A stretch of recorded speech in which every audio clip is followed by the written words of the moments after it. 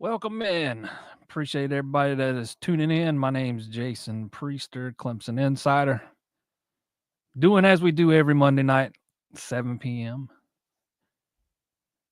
Kind of, we can go anywhere you want to go tonight.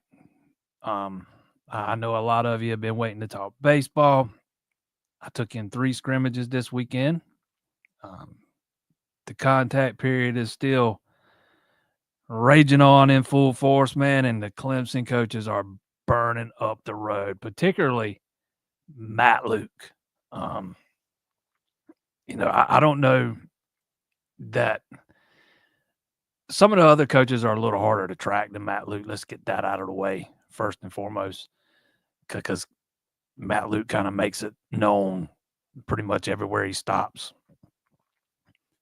But I don't know, man, that I recall a coach doing as much traveling, at least documented, as much as Luke's done in the past, since the contact period started. Heck, when was it? Back on, January 6th. There was a couple of days of a dead period there in the middle of it, but runs through Friday. But he was back in Ohio today, visiting with 4-star target Adam Guthrie. Third time he has been up to see him. He's made his face. He's put his face in front of these most of these targets at least twice. But today was the third time with Guthrie. Dabo was with him today. First time Dabo's accompanied him, but Luke was up there about a week ago visiting Guthrie. Then he turned right back around and went and watched him play basketball. Might have been Friday a week ago. And then he's right back up there today. You can tell that is a guy that loves what he does. Since he's been there, Clemson's kind of, at least with offensive line, they've kind of widened the net a little bit. They've put out a few more offers than they have the past few classes, and that's probably rightfully so, seeing as much struggles that they had last class and the class before that with some of their top offensive line targets. Cast a little bit of a wider net, your chances of landing some of those guys go up, man. And a bunch of them have already confirmed that they plan on being in Clemson for the big junior day or the elite retreat, whatever you want to call it, there on March 8th. Got a new guy that Luke went and visited the other day, Zayden Crimpin, a big-time offensive lineman. He's never been to Clemson.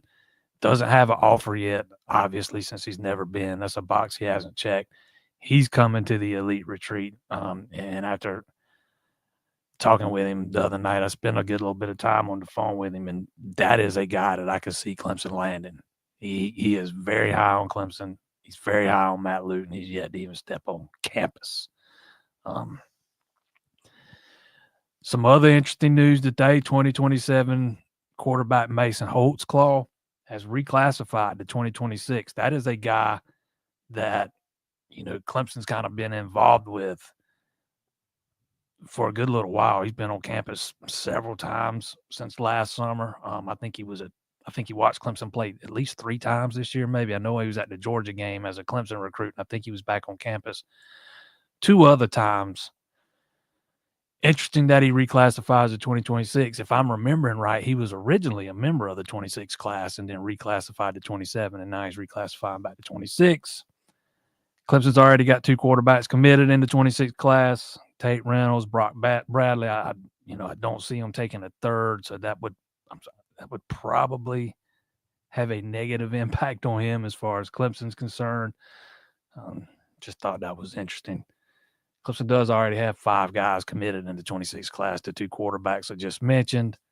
Offensive lineman Braden Wiles, tight end Tavion Wilson, and cornerback Shavar Young.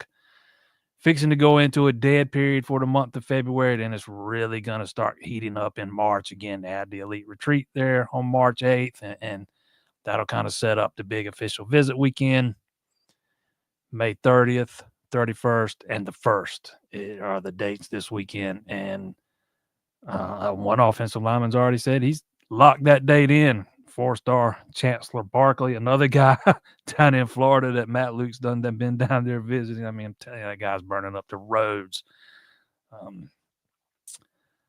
Talked to somebody today, if I can remember who it was, it told me that. Let me see if I can pull it up right quick. Drew Ewers, another new name, no offer, that Matt Luke was visiting last week. Says Garrett Riley's coming to visit him this week, and they are going to try to lock in a visit for the spring. So again, widening that net, trying to get better results when it comes to recruiting offensive linemen, than they did in the 25 class and especially in the 24 class, which, kind of was a disaster. Man, it's impressive to see him burning up all those miles. Basketball gets another big win over the weekend and did it mostly without Chase Hunter. Didn't come into the game. I think there was 12 minutes left in the contest when he finally came in. He's been dealing with the flu. Dylan Hunter's been dealing with the flu before that. We all remember Victor Locken had a little bout with the illness there earlier this month. They get the week off, man. It comes at an opportune time. Brad Brownell talked about that a little bit today. You got the illness that's kind of going around the locker room. You got Shefflin dealing with some back spasms and a bit of a calf strain. Some of those guys are beat up. Some of them are sick, so not playing again until Saturday sets up really well for them. 9-1 start in conference play. That's the second best start to league play in program history. North Carolina State this weekend. Then you get Georgia Tech at home Tuesday night, if I'm remembering right. That's a 9:00 tip-off, if I'm remembering right. And then the two big ones. Duke comes to Little John next Saturday. North Carolina comes to Little John that Monday. Those are going to be two big games, particularly that Duke game. So we can take it anywhere you want to, man. You got your baseball questions, get them in. Got your basketball questions, get them in. Football, whatever you want to talk about. We did. I meant to look up where Clemson was ranked in the net before I jumped on here, and I didn't do it. I let my wife distract me. I should never admit that out loud, but I did.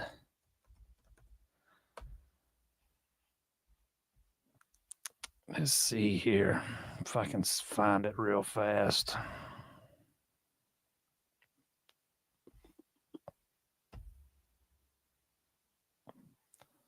Currently number 30. And it's not like you're going to get a whole lot of opportunities for a whole lot of quad one wins down the road. That's what makes that Duke game so big. The win over Pitt last weekend was a quad one win. You're not going to have many opportunities for those down the line. Right now, they're 2-2 in quad one. They lost to Boise State. They beat Kentucky, lost to Louisville, beat Pitt. They're 5-2 in quad two games. The wins are San Francisco, Penn State, Wake Forest, Stanford, Florida State. The two losses were Memphis and South Carolina. Yeah, it's hard to believe, but that South Carolina loss is still quad two. All right, let's jump into it. Yes, if you want to talk baseball, I watched all three scrimmages this weekend, start to finish. So I got a little bit, I can easily talk about stuff in generalities, but I prefer to get a look at some things before I really start diving into some stuff. And I can tell you from the scrimmages I watched this weekend, the bats haven't gotten going yet. Not all that shockingly, man. It was freezing out there Friday. It was cold Saturday. It was a little bit warmer yesterday, but certainly not optimal baseball weather. So the pitching's going to be a little bit ahead at this point. Canuck looked really good. He started Friday. Debuted that cutter. First time I saw him throw it, he struck out Jake Gerald looking. So that looks like it's going to be a good little weapon in his arsenal. Trying to remember who else started Saturday. I got some of this stuff right here. I remember finally got to see the pitcher Talon Bell Saturday, and he was every bit as advertised, and he's not even throwing full blast yet. He's still coming back from injury, and he never even hit 90 on the gun, and man, he was really good. Friday, it was Canuck starting and Jacob McGovern starting. And it was Friday that Bell pitched, actually. He only pitched one in and struck out 2 of the 3 hitters he faced. Drew Titsworth struck out 4 across 2 innings. McGovern had 3 strikeouts, but he had a little bit of a rough inning in one of his innings. He allowed 2 runs on 3 hits, walked a hitter, and hit another guy. If I had to guess right now, your starting rotation is going to consist of obviously Canuck. I think Darden's a candidate. I think McGwernick's a candidate. And I would not be shocked at all if the freshman, golly, I just drew a blank there, Dane Moeller is not in the rotation. Apparently he had a really good fall, and they are really high on him, and, he's kind of not your typical freshman. So we'll see how that plays out over the next few weeks. Yeah, it's hard to believe the basketball team's not ranked in the AP. I thought for sure they would be today. Only 25th in the coaches poll. I thought they'd be firmly entrenched inside the top 20 this week. After beating Syracuse and going on the road and beating Virginia Tech. And don't get me wrong, they're not great teams, but when you add that into what they did at Pitt last weekend, that's a team that should be ranked.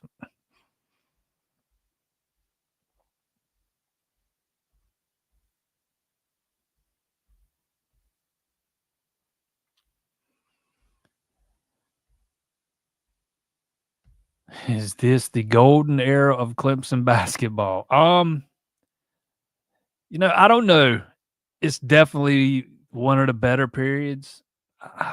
In my lifetime, though, I remember a stretch back during the 90s when Rick Barnes was the coach and Clemson was, there was a couple years there where Clemson was in the top 5 a lot. Those years when Greg Buckner were there. They didn't equate to deep tournament runs, but man, those were some really fun times for Clemson basketball fans. Could never get over that Wake Forest hump when Tim Duncan was there. But those were some really good teams. But in my lifetime, yeah, it might be, it's at least comparable to that stretch with those teams. Brownells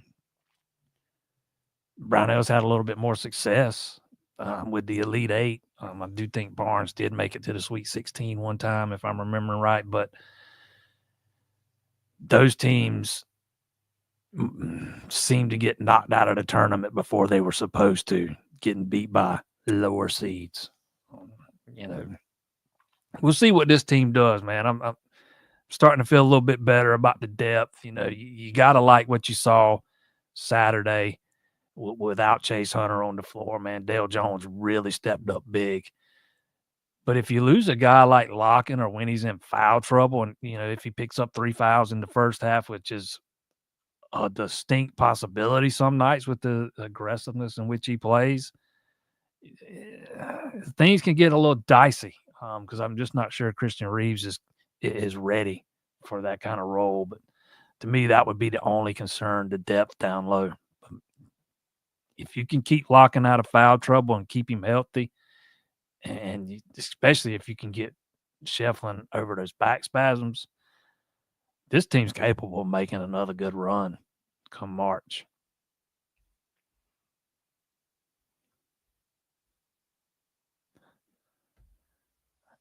How shaky will your photos be? Well, fortunately, I don't really take pictures anymore, so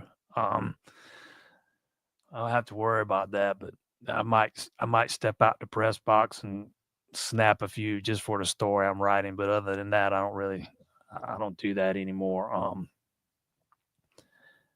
I did notice though on Facebook and Twitter the other day that this was met with some negative reaction. And while I certainly understand it, this is a new era, man. We're in a different times, and Clemson needs all the revenue streams they can create, and this is an untapped revenue stream. And if it's coming to baseball, and I got a feeling that Backage kind of probably let the cat out of the bag before he was supposed to. There's no way he says it if he doesn't already know it. But if it's coming to baseball, let's just say you can bet it's coming to football too. And I get it. A lot of people's not going to like it. But man, do you see all the drinking that goes on outside in the parking lot at the tailgates? Walk up the stands and look at all the mini bottles, empty mini bottles, spread across the ground. People sneak that stuff in. They leave out at halftime and go drink. I mean, it's not like it's not being sold to the general public in the stadiums, but it's not like people aren't coming in already kind of oiled up a little bit. You might as well tap into that and make the money off of it. And Clemson can absolutely use the revenue. It's been well documented that they are far behind their SEC and Big Ten counterparts when it comes to revenue. And the more revenue you have, the better off your program is going to be.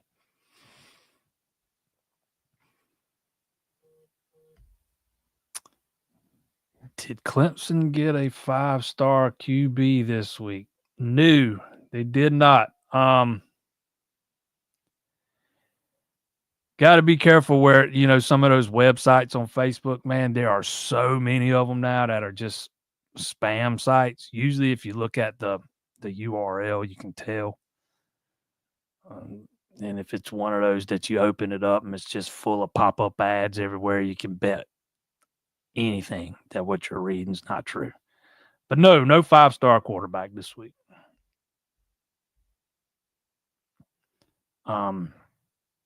Matter of fact, I don't know that you're going to hear of Clemson getting any quarterback in the immediate future. They've already got 2 in 2026. I don't see them taking another one.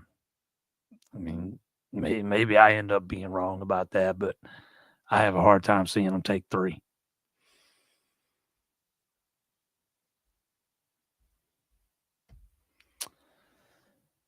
I've seen more images of Riley on the trail than Taj too. Yeah, we can deduce that if Garrett Riley's coming off the road, he's not coming off the road right now.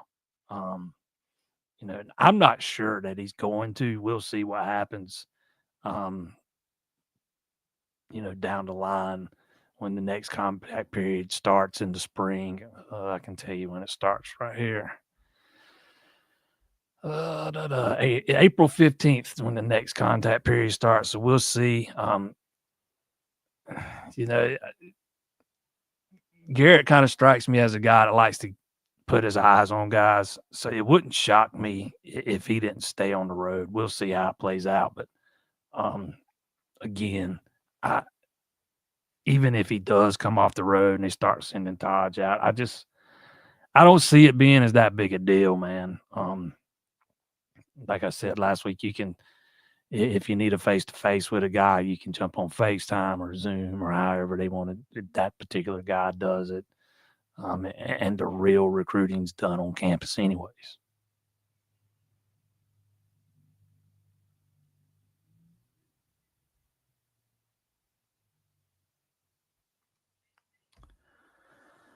Hope Matt Luke doesn't get burned out. Something he cited when retiring from drugs. Yeah, I'm not too worried about that. That's all I'll say about that.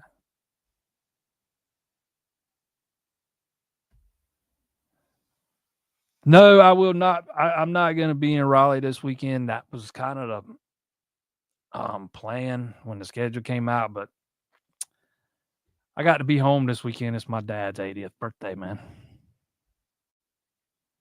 Shout out to my dad, even though I know he's not watching.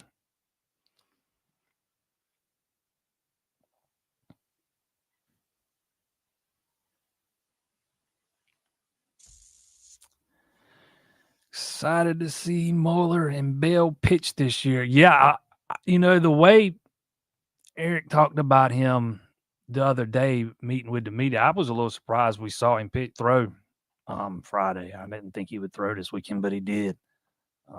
That guy's got electric stuff, man. And like I said, based on what I was told, he wasn't even, wide open. Struck out 2 of the 3 guys he faced. He's got really good stuff. And Moeller was pretty dang good too. So was the transfer from Seton Hall, Michael Gillen. He looked pretty sharp too, man. He throws hard, low to mid 90s. Trying to pull up what I saw Saturday because I certainly can't remember that far back anymore. Saturday, Chance Fitzgerald threw 2 scoreless, allowed 1 hit, walked 1, struck out 1. Dvorsky threw 2 innings. He allowed a solo home run to Tristan McClatty. That was the only home run all weekend. Struck out 2, and he touched 95 one time, or at least one time that I saw. Jackson Cole pitched. Let's see. He threw 2 scoreless with 2 strikeouts. Saturday, LeGuernick and Darden started those games. Joe Allen relieved LeGuernick allowed 1 run in 2 innings. And Ethan Darden threw 2 perfect innings with 2 strikeouts.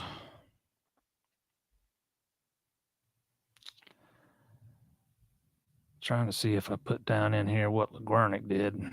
I must not have. Oversight on my part. Okay, LeGuernick, 1 hit, 1 walk, 1 hit by pitch, struck out 1. And then on Sunday,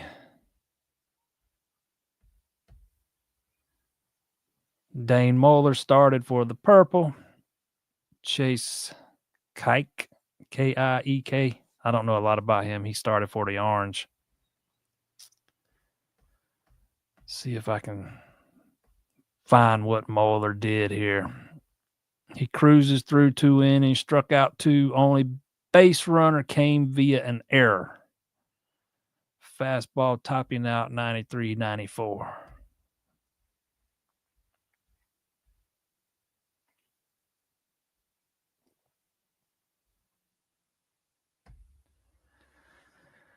What about wide receiver, running back recruiting? Are they putting in work on the road? Yeah, I mean that's one thing. That's you just don't ever know how much a coach is out on the road unless they're documenting it. And Luke does, he does all the little photo ops and document it. But yeah, CJ's been out on the road. Tyler Grisham's been out on the road. I know Clemson's only offered the 1 running back in the 2026 class, and I've never thought, and that was Jalen McGill who committed to Rutgers the other day, who I never thought McGill was going to go to Clemson. Not since the first time I had a conversation with him. And not a knock on him, Clemson's not for everybody, and I just didn't think he was a fit. But you can recruit a guy without you don't have to. A guy doesn't have to have an offer to be getting recruited by a school. Like I know CJ's he's been out and seen several running backs in the past couple of weeks. I know he's been to see Tony O'Banner, CJ Givers. Golly, there was one more, and I'm forgetting his name that I know about.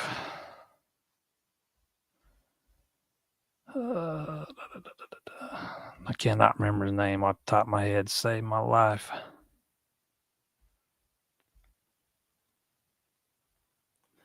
Seeing if I can find it right quick.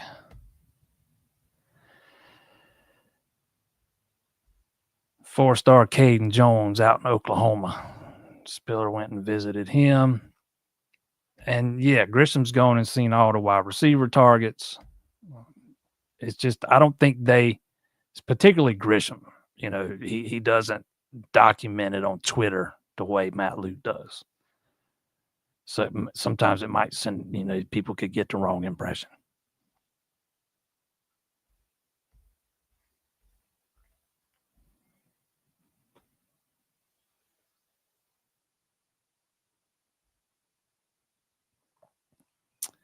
Yeah, Jacob, I'm not sure about this quarterback you're talking about. There's no quarterback that committed to Clemson lately that was a 5-star or that chose Clemson over Georgia and Alabama. The last 2 quarterbacks Clemson's gotten were in the 26 class were Tate Reynolds and Brock Bradley. Tate Reynolds, they both committed back in the summer. I know Tate did. I want to say Bradley committed in the late summer. And then they flipped a kid from Coastal into 25 class, and he's a 3-star. His name's Chris Denson.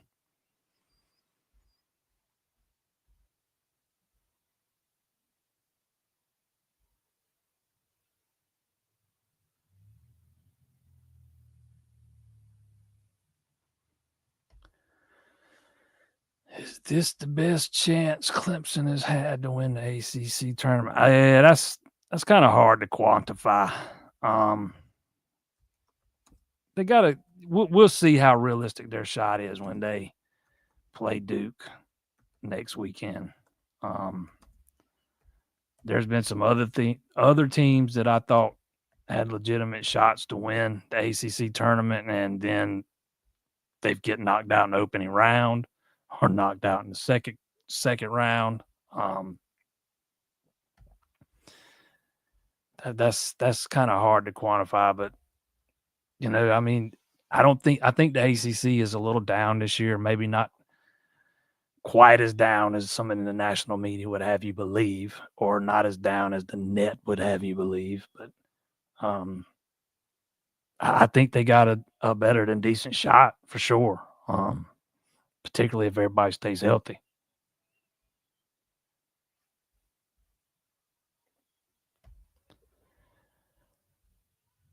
Holtzclaw is up in North Carolina, but you got the high school right. Carrollton's the right high school. It's just one in North Carolina.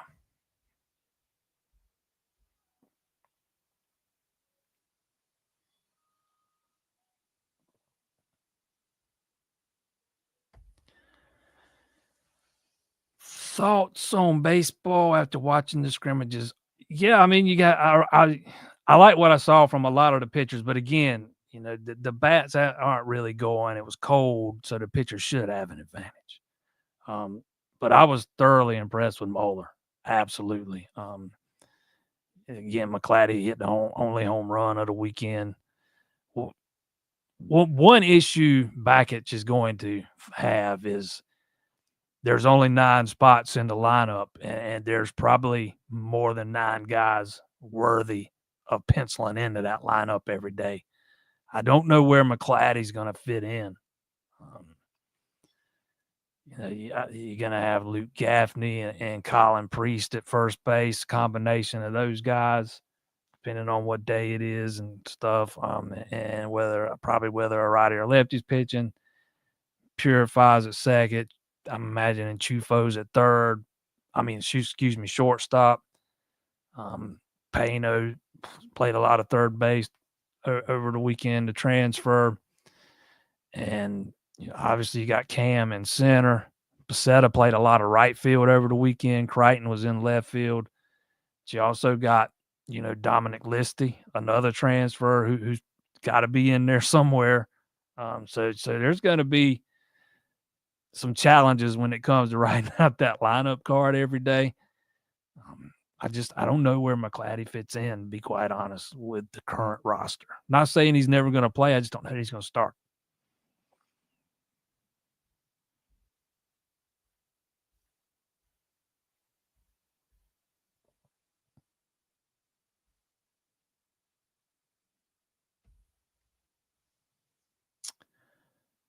Word is a Hartsfield player will be signing with Clemson next week for baseball. Any other local players signing? Oh, I have no idea. Baseball players out of Hartsfield signing with Clemson. Cole Gerard's your man. I've seen him over here in the comments. He's a Hartsfield guy.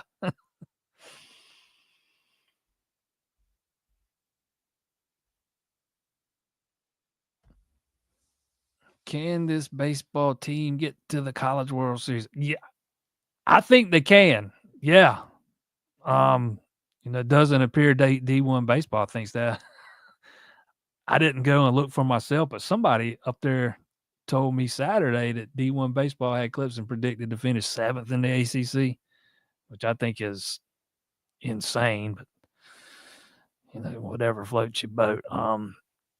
Yeah, I think this team's got the potential to make a run like that. Now, does it mean they will? No. Obviously, you gotta, catch some breaks along the way, but this team's got more depth than last year did. I think Backus did a really good job with the pieces he added to the portal, or pieces he added from the portal to go with the guys that are already on the roster. Like I said a minute ago, I mean, there's going to be guys that are deserving of playing that are not playing every day. That's how much depth there is on this team. And I think you got a little bit more pitching depth this year too. Again, though, you got to stay healthy. You got a guy like Aiden Canuck anchoring that staff, and then you got guys like, Darden, who started a lot of games. The transfer Gillen, although he's pitched a lot, although it's out of the bullpen.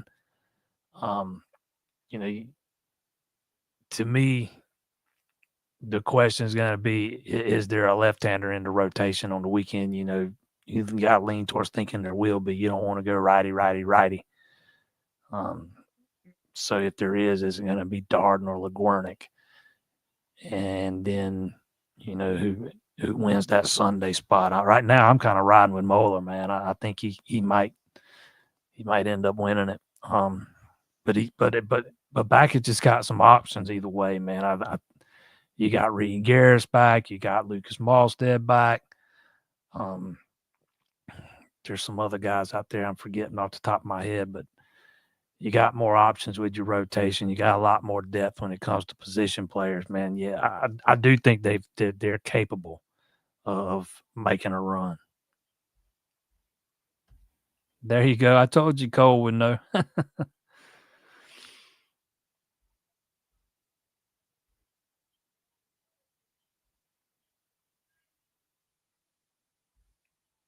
Any word on Spencer Strider? I wouldn't expect him on the opening day roster.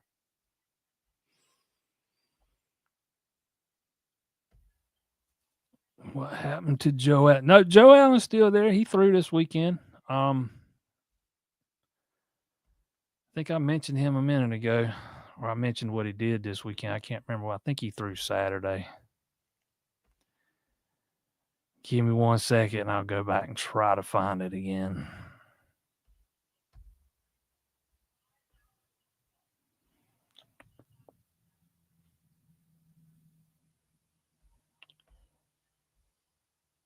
Yeah, Joe Allen pitched second in the scrimmage Saturday. Allowed 1 run in 2 innings. The run came off of the only walk he issued and his own throwing error. That's right. A guy was attempting to steal second, and Allen, or no, he was trying to pick off a guy at second, and he threw it into center field. So that is how the run scored that he was charged. That was charged to him.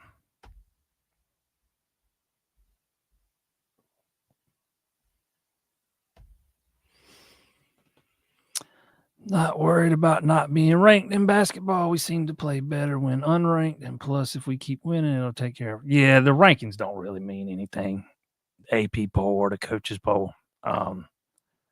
It's just something to write about and talk about. It don't mean anything of substance. That is for dang sure.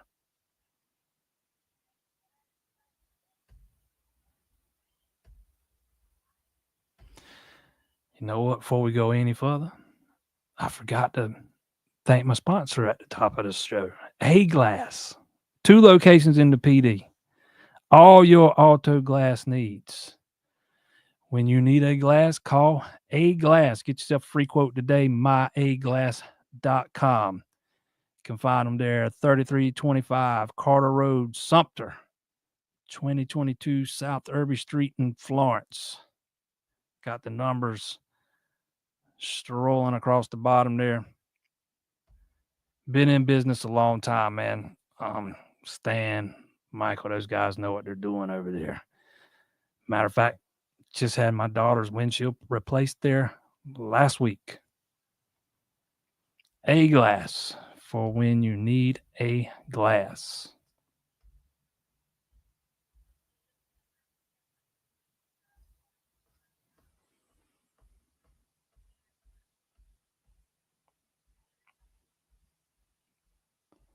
Somebody's been in here messing with my desk. Got all my paperwork thrown around.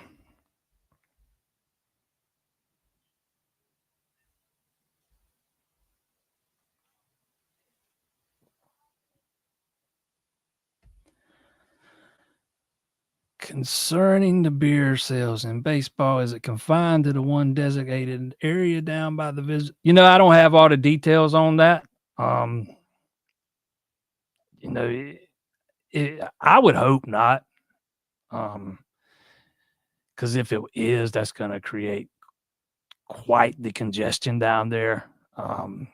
If you're going to do it everywhere. But I do not have all the details on that.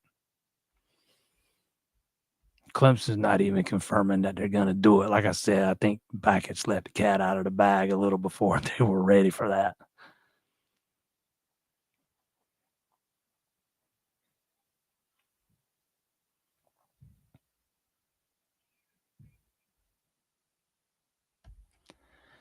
Tate will sign as a 5-star in December. Man, that'll be a big old jump he has to take. But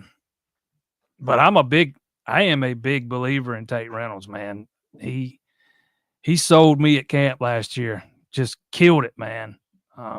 Killed it.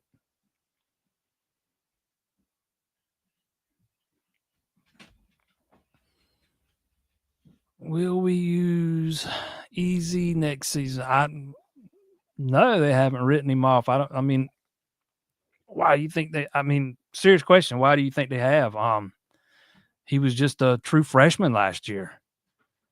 Not quite ready for prime time. I think I've said it on here a few times. I had heard that he was having some fumbling issues in practice, which, definitely impacts how much time you see on the field. I had heard the same thing about Jay Haynes, back in the middle of the season, and that's kind of the same stretch we weren't seeing him much.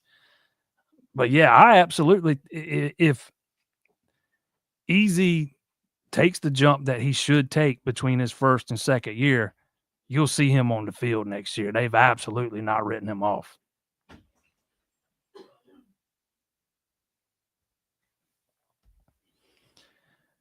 QB being so important for the entire program, I can understand Riley wanting to scout his own targets. Absolutely. You want your quarterbacks coach to to evaluate his quarterbacks in person.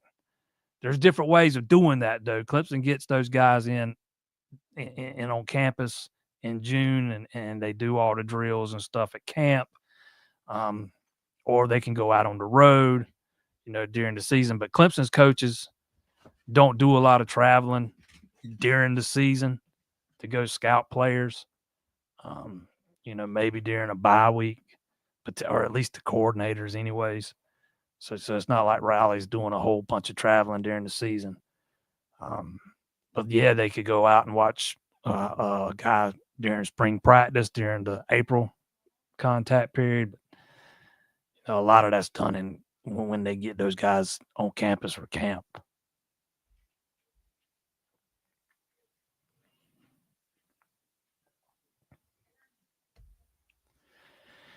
Cam 85%. Yeah, but let's also remember it was said he should be 100% good to go by opening day. So How is Jack Crichton? He was playing the field but not hitting Saturday or all weekend when he was out there. So he's still not all the way back.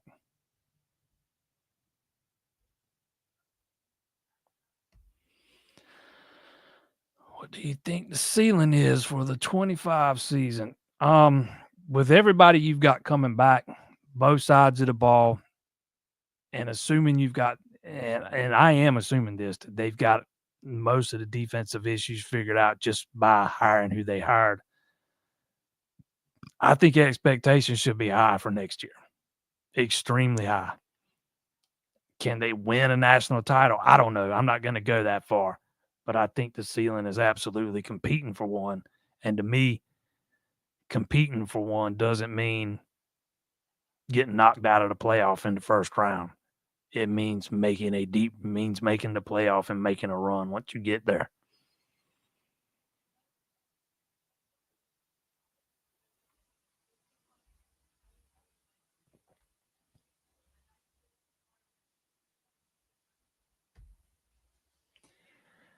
Matt Luke is getting a hold of a very heavy 26 class. If he can land most of the guys we are in the running for, we can land 5 top 10 O-line recruits.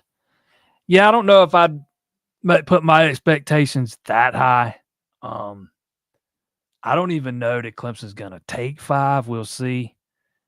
Because by my count, I think they've got 18 on scholarship right now. And it'll depend on how many they lose, obviously. I mean, I could see a scenario in which they take 5, but the number might end up being between 3 and 4. We'll see.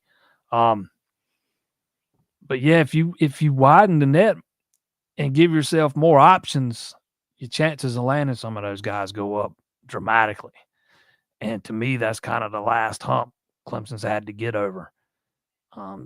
They, like you say here, they've never been known for consistently landing these elite offensive linemen. Now you got a guy in place who has a, pretty stellar track record for developing offensive linemen, putting them into the league. And that's what a lot of these guys want. They want to be developed. They want to play at the next level. They want a coach in place that they know that can do that. And Clemson's kind of got that now. And, that always doesn't translate to landing all these guys, but they are more realistically in the running for a lot of these guys than they were, last year before last, when it's one thing for a guy to say, hey, Clemson's in my top 5, but it's another thing for him to be seriously considering them and they be in his real top 2 or 3. And I think Clemson's there with a lot of these guys in this class.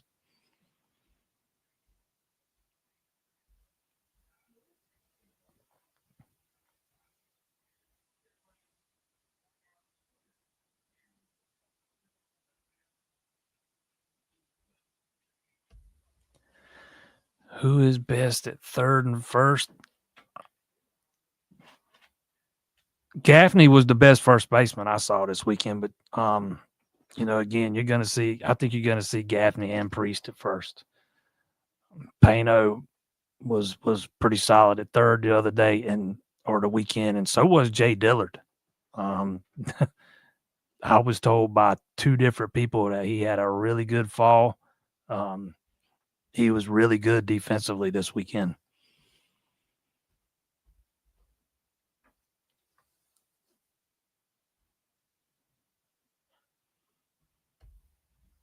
%85% is. I wouldn't worry about Cam. He'll be ready to roll opening day, man. He looks fine. He looks fine to me.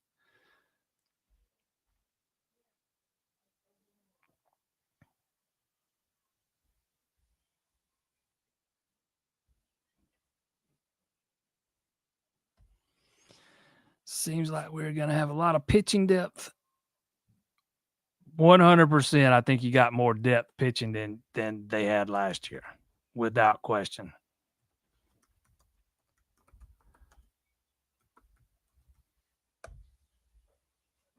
Not just, when it comes to the rotation, from top to bottom.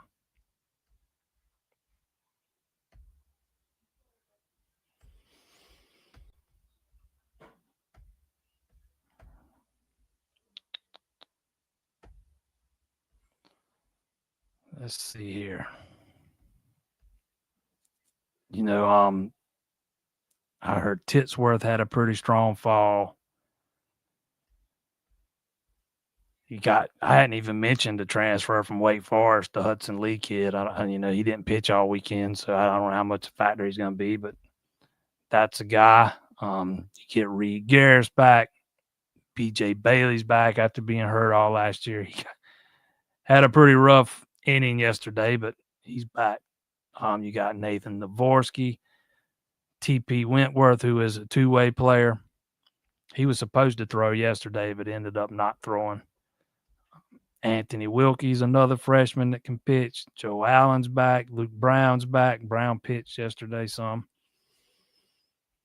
Got Casey Tallent's back after missing last year. Jacob McGovern, Justin LeGuernick, Noah Samo, I don't even know how to say his last name.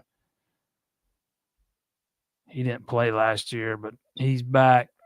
Darden, Moeller, Cannon Fizel.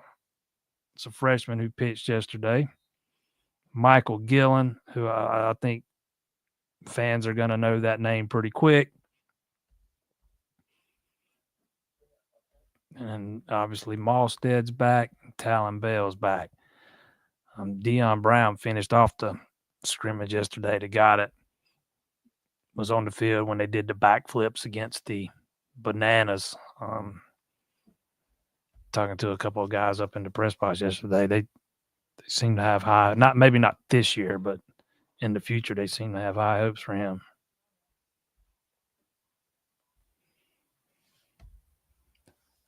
I don't know that you're going to have just one closer. It might just depend on the situation, and he might end up having more than one. But Reed Garris can close games for you. The Gillen kid can close games for you. It's just going to depend on the way Bakich wants to use them. He's even talked about Malstead, even though I don't know that I see Malstead he's definitely not your prototypical closer, but but those are some options.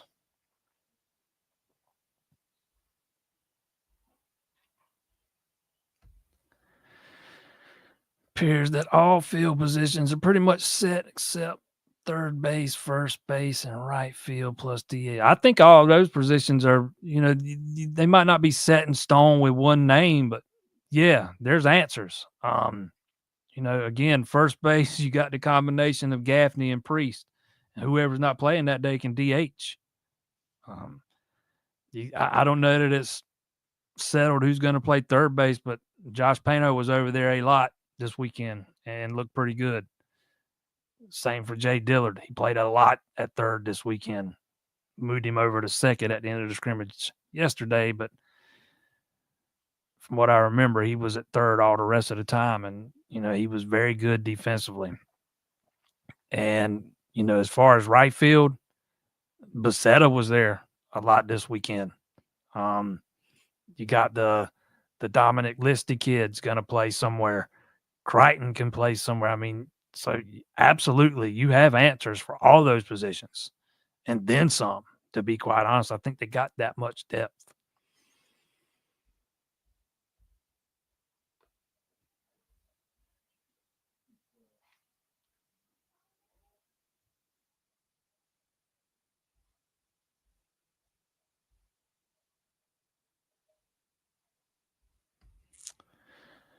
Shouldn't all the coaches document recruiting on social media since most kids are on their phones all the time? I mean, I could see that point. I mean, I could see the thinking behind that. Yeah, but not every kid likes to do it.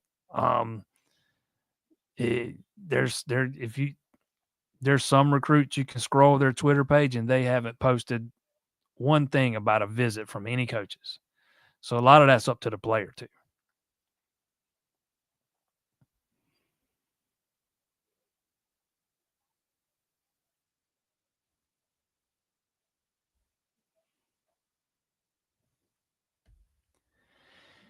Any buzz on Dabo picking up one or more guys in the spring? When I just don't think they know the answer to that.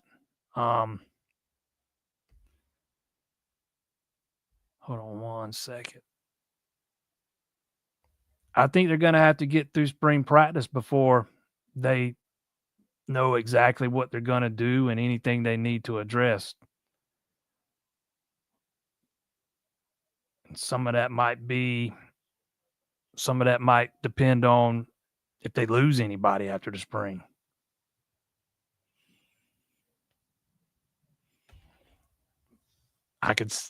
To me, depending on what happens in the spring, safety could absolutely maybe be a spot they look at. Punter might be a spot they look at. You just don't know. I mean, it's just gonna depend on what happens during spring practice and what they see out of some of the guys on the roster. It's kind of, think of it this way. Going into the spring last year, they thought maybe they'd have to go to the portal and get a center. They weren't sure about Linthicum. Then they go through spring practice and see him, and they're not worried anymore. They don't need to take a center. They've got one. So, I mean, it's kind of like that.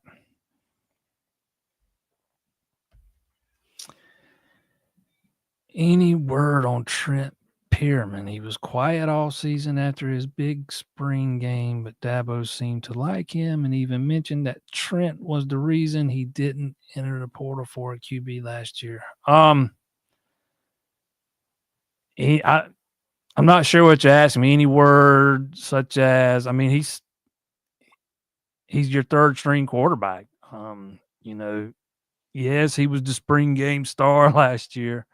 But with the season Cade had and the expectations of Cade next year, I mean, I'm not sure what you would expect out of Pierman.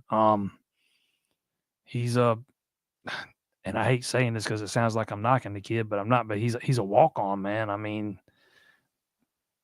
he's absolutely a baller. He's absolutely a gamer, and yes, they like him that much to where they didn't think they needed to go get any more depth out of the portal last year. But he would be the third guy off the bench. I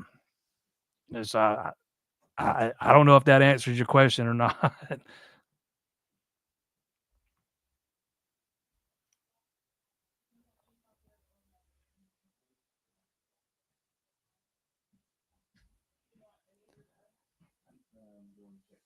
Don't know much about how March Madness basketball tournament picks its teams in the bracket, but what will Clemson need to do to make the tournament this year? Well, if you win the ACC, you're automatically in. Right now, they are firmly entrenched, so keep winning. They should be fine, and they should be seeded fairly highly. If they keep playing the way they've been playing, unless the wheels come completely off, they're pretty much locked into the tournament.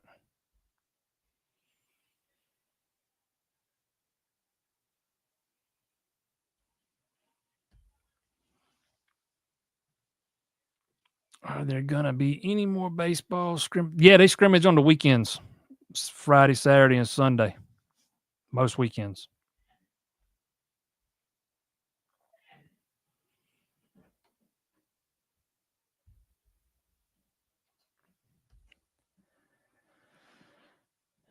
Everyone is penciling in Gideon for next season in place of Easy E. I would pencil him in as the starter too, but as we have learned this year, you need more than one running back. You're not going to make it through the season with one. And Clemson not having another guy ready really hurt them down the stretch of the season. Moffa had to play hurt, probably had to play when he shouldn't have. Ended up having to move a wide receiver there because they just didn't have any other guys that were ready yet. I still think they're feeling the effects of. I'm not a big fan of the way they handled I think it was the 2022 class. They waited that entire cycle on Trevor Etienne when it was pretty widely known he was never coming to Clemson. He had been pretty open about not wanting to follow in Big Brother's footsteps. But Dabo had promised him he wasn't going to move on until Trevor made a decision, and he didn't make a decision until real late in the cycle. It was pretty much too late to go get another one. They ended up having to sign Keith Adams, and it kind of set you back a little bit. EZ wasn't quite ready for prime time just yet. Jay Haynes was kind of a guy that was going to need a year or two, even though he kind of started to settle in that role toward the end of the year. But a lot of people will point to blame at Spiller for that, but I don't know how much of that blame's his. I just think the way the 22 class went just kind of set them back a little bit. But you absolutely got to have more than one. I'll be a little bit surprised if Gideon's not the starter next year. But, man, if you could get EZ going, that's a heck of a 1-2 punch right there.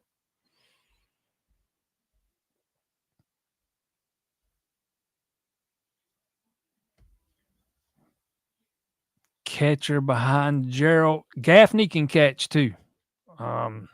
He's a first baseman and a catcher. Steelbird did a lot of catching this weekend, but he does not look ready yet. So to me, Gerald's probably going to be the guy most days. And then if he needs a day, you can put Gaffney back there to give him a break.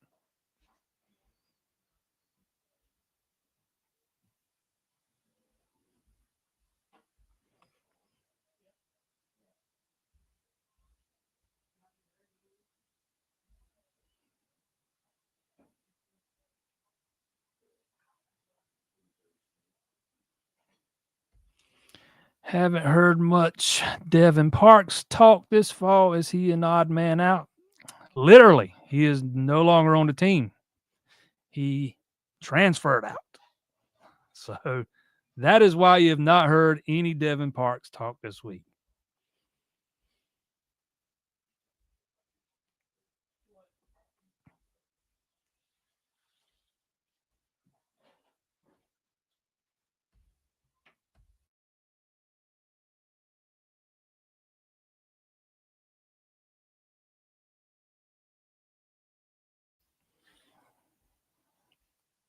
Man, it's crazy in my house tonight. Keep getting interrupted, people walking in and out. Yeah, y'all listen to Byron. Everyone hit that like button, hit the subscribe button. Appreciate it, my man. Appreciate it. Have I heard anything about how the defensive staff going? Not really. He's still kind of early in that thing, man, where he's just getting to know everybody, probably he's had, having meetings. The biggest thing is getting everybody on the staff on the same page from a terminology standpoint, scheme standpoint, and all those things.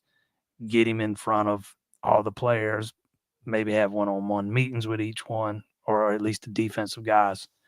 But I've not heard that anything's not going well. So, I mean, right now you're kind of at that point where a lot of the staff's on the road, or at least the guys that are allowed to go on the road.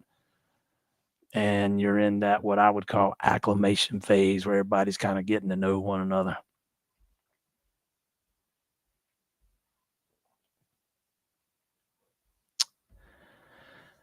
Do I have any inside tidbits on Chris Denson, the 3-star quarterback we got out of I would say this. I do think he's a little underrated.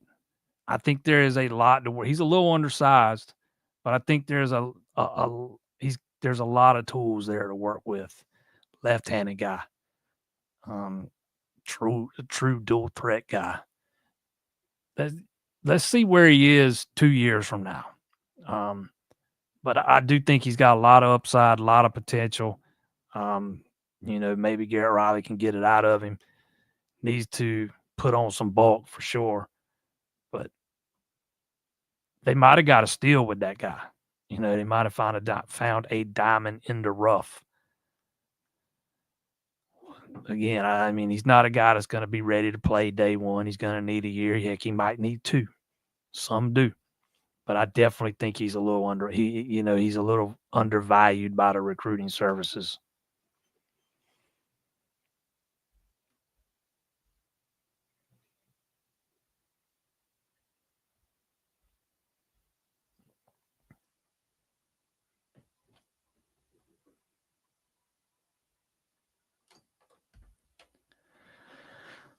Assuming there's another door opening.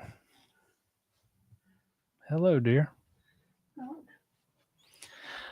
Assuming Vizina doesn't get much playing time next year, should we be concerned about quarterback in 2026? There's a lot of people that's going to be concerned about quarterback in 2026, rightfully so or not, if you don't get to see a whole lot of Vizina next year. And really the only way you're going to get to see him would be in garbage time, and they're not going to, take the leash fully off of him, so you're not going to see him at his best anyways. I have heard all the right things about Vizina. Everybody I've talked to, they all say he took a massive jump from his freshman year to his sophomore year, or let's just say from his first year to his second year. And most think he's got most believe he has another step he can take, and they fully expect him to take it. I talked about Denson having all the tools. Vizina's got all the tools too. He's not the same type of dual threat guy that Denson is, but he's a better runner than he got credit for coming out of high school. He's kind of deceptively quick. You see how big he is, and wouldn't expect him to be as quick as he is. Now, I'm not saying he runs a 4.4 or anything like that. I'm just saying he's quicker than you'd think he'd be. Big guy, big arm. I'll put it this way, or let's just say I'll also add this. Do not discount the Tate Reynolds kid. That guy looks like the real deal, and he'll be here after this season. So you might very well have a quarterback battle on your hands going into next year, depending on where Tate is when he gets to school. But he's a guy that I could see being ready to play day one. We'll see what he does during his senior season. I mean, he's still a little bit raw, but he's still got another year of developing to do. But I think Clemson's kind of set themselves up well, at quarterback. You see the improvement that Cade made or has made under Riley. Don't see any reason why Vizina wouldn't, make the same kind of improvements in all the quarterbacks in that room. I think he's a really good quarterback coach, and I think he'll get the best out of Vizina.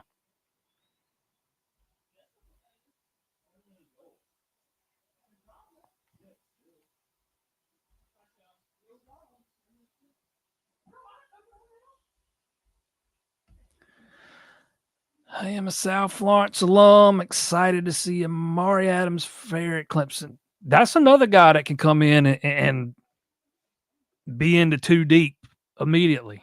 I'm from Florence. I went to South Florence. I have spent a lot of time watching Amari over the past couple of years since he transferred to South Florence. He's another guy that, you see the talent. It just jumps off the field at you when you're watching it live. To me, the only thing he needed to improve upon, from being a junior to a senior, was he's a guy that gets double teamed almost every play, sometimes triple teams. Teams always run in the opposite direction, or almost always run in the opposite direction. They kind of tailor the game plan to go away from him. So it's easy when you're a guy that's 16 years old and every play is going in the opposite direction and you're getting double team, sometimes triple team. Sometimes you can lead to some frustration. You might take a play off. To me, that was the only thing. And I'm not saying Amari took plays off, but I think he had to learn how to play with his motor running on every play. In the games I watched of him as a senior, I saw that motor continuously running. It just comes with maturity. But that guy, man, he's 6'4", 300 pounds already. I mean, he's a physically imposing guy, man. I forget how big he is sometimes until I get right up next to him, but he's a guy that might get some opportunities next year.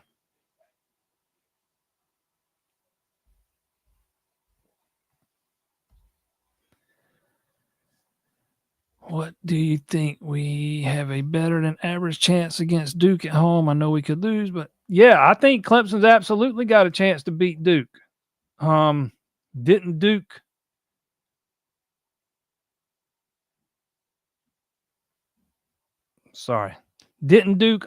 lose to Kentucky? Didn't Clemson beat Kentucky? So yeah, Clemson's got a chance to beat Duke. I think this team is certainly capable of doing that. Make no mistake. Now, am I going to put a percentage on it? Nah. But I give them a very good shot at pulling it off. Yes, they actually had pretty good crowds at those scrimmages this weekend, man. It was freezing cold, more than I've seen since I've been covering them and going to scrimmages in the preseason. And I'm not at all of them, so I'm not saying it's the biggest crowds there. I'm just saying the most that I've seen at some of these scrimmages. They had more than 70 people were there Friday. There were more people there Saturday than there were Friday, and I think they had more yesterday than they did in the first 2 days. But yeah, they're open to the public.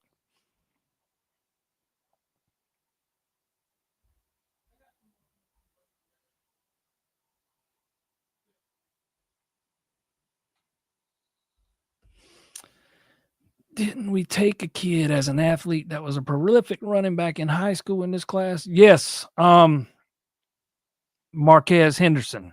They took him as an athlete when they worked him out at camp summer before last. They worked him out at wide receiver, thinking about him as in the slot. He's a little undersized to be a running back, but man, or be an every down back. Let's put it that way. But he's definitely going to start out on offense. That's a guy that I've watched him play live, man. He is electric with the ball in his hands. He does not play like he's 5'9", 175 pounds. But yeah, Marquez Henderson, and they took him as an athlete because they're not quite sure where he's going to fit in just yet. They just knew that they wanted him. It's depending on what happens this year. He could eventually end up being a DB. But Dabo's pretty much said he's going to start on offense, and Kez told me himself he'd prefer to play running back. So we'll see if they start him there or start him at wide receiver. I'm not sure that's been decided quite yet.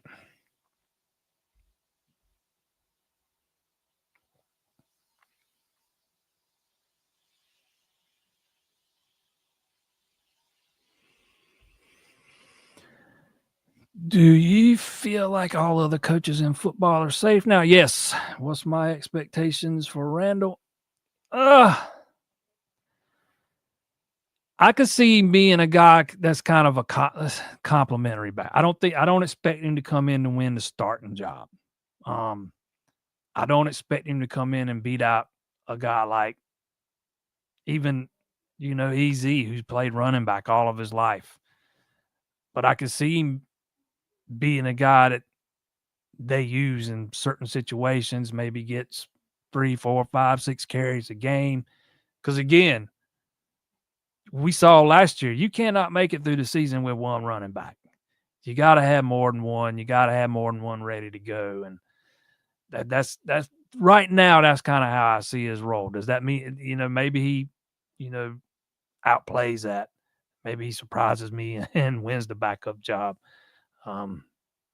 I wholeheartedly expect Gideon Davidson to win the starting job. I think he's that good. I think he's a special kind of talent. But I still think EZ's got an extremely high ceiling. He just wasn't ready to go as a true freshman, and a lot of backs aren't. There are a lot of backs that aren't ready to roll as true freshmen. it's kind of why when I think it might have been you that asked me last week if there was a position that I was worried about next year. It's kind of why I didn't say running back because I like some of the guys they got in that room, and they're not going to be as young next year as they were this year.